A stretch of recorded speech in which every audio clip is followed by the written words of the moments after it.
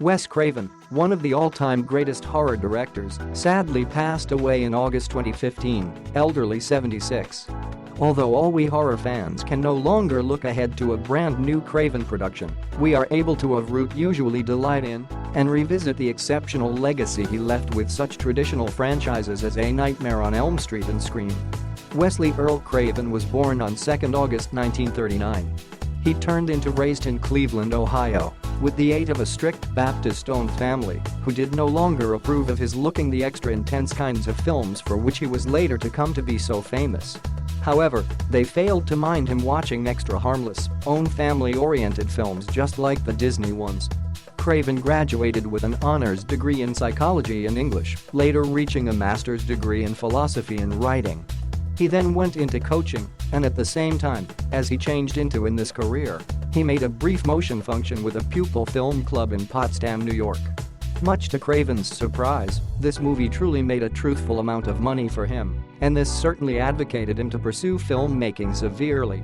Craven's first principal feature film was the infamous horror The Last House on the Left, 1972, on which he collaborated with Sean Cunningham. This film, approximately two journeying teenage girls who are viciously attacked and sexually assaulted through a group of psycho killers, stunned audiences all over America, or even made the video nasties list.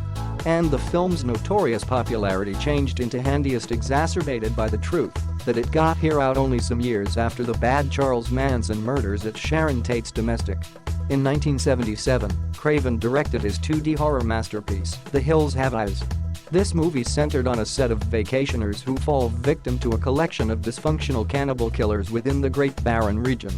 Craven, seemingly, got the muse for this film from the 16th century tale of the infamous Sarney Bean clan, who were said to have committed comparable atrocities alongside the coastal pathways of Ballantry, Ayrshire. When Craven made A Nightmare on Elm Street in 1984, he without a doubt delivered something outstandingly unique to overdone slasher style in the shape of the hideously disfigured dream killer, Freddy Krueger.